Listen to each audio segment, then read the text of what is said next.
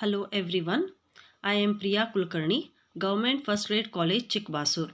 Karnataka University, BA 6 semester, Indian Economic Development Paper 2, Unit 4, Foreign Trade of India.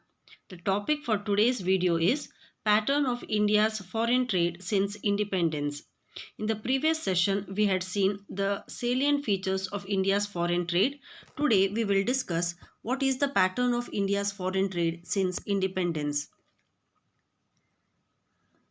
Here in this slide, I have shown the total imports and the total exports under the various 5-year plans. First plan to the 10th plan, we get a brief idea of the total imports and the total exports. Let me explain this. The pattern of India's foreign trade since independence. On the eve of planning, the foreign trade of India showed excess of imports over exports. The rise in the imports was largely due to the shortage of food and basic raw materials like jute and cotton as a result of partition, rise in the imports of machinery and equipments required to meet the growing demand for the hydroelectric and other projects started during this period.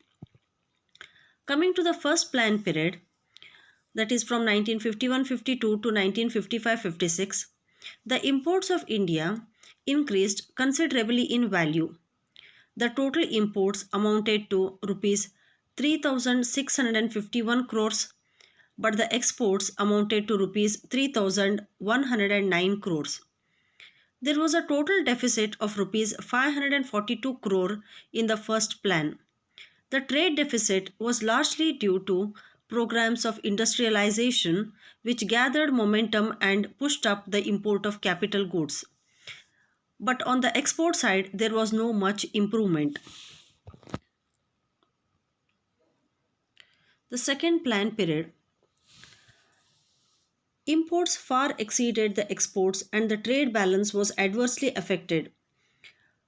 Total imports amounted to rupees 5,402 crores and exports amounted to 3,063 crores, and there was a total deficit of 2,339 crores. The industrialization program necessitated heavy import of machinery, raw materials and equipments. This included setting up of steel plants, heavy expansion of railways and modernization of many industries, but at the same time exports couldn't be increased due to high taxation, high wage cost and consequently high prices of the exports, which resulted in the reduction in demand for Indian goods in the foreign markets. The third plan period, the total imports aggregated to 6,119 crores and total exports aggregated to rupees 3,735 crores during this plan period. The huge imports were again due to the need of large quantities of food grains and the defense materials, which was followed by the aggression by China and Pakistan, and also the raw materials and machinery was required for the rapid industrialization. Fourth plan period.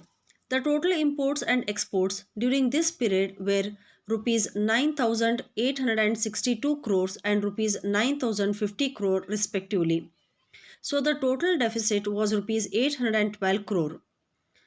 Because of the consistent adverse balance of payments problem, India had to devalue rupee by 36.5% in June 1966.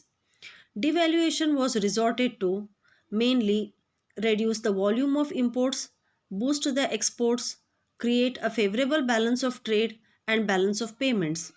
There was a considerable improvement in our exports and control over the imports, and therefore the total deficit declined considerably.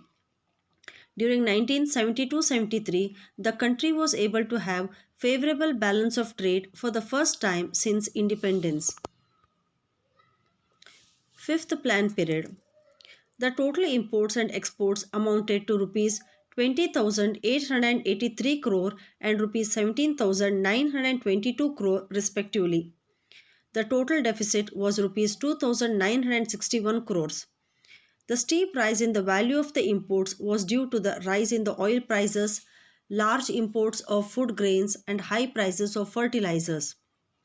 Exports also increased, but they could not exceed the imports.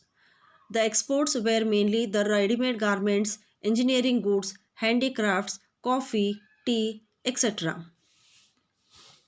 Sixth plan period. During the sixth plan, the imports had been far more than the exports. The imports were nearly 75% more than the exports. The annual deficit was rupees 5716 crore. This created adverse balance of trade. The increase in the imports was due to the rise in the import of edible oils, crude oil, petroleum, food grains, capital equipments, and fertilizers, as well as rise in their prices.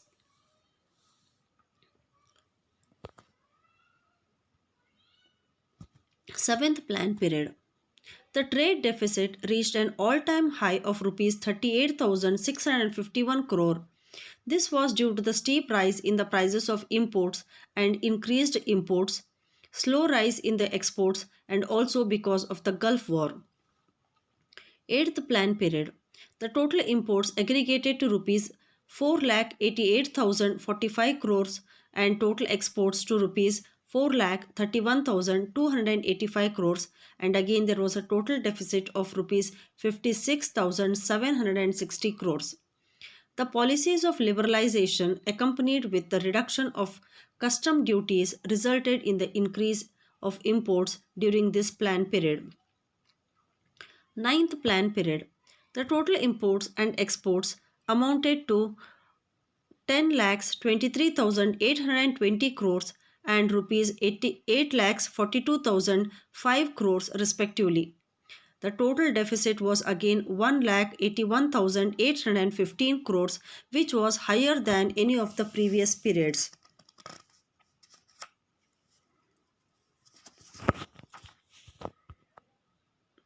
10th plan period.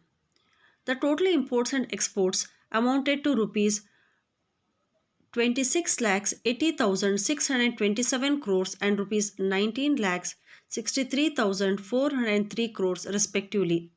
The total deficit was again 7 lakhs 17,224 crores.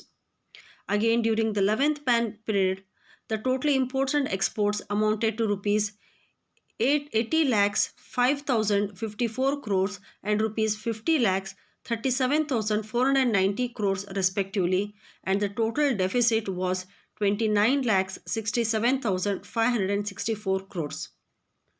So this was a brief discussion of the pattern of India's foreign trade since independence. Thank you.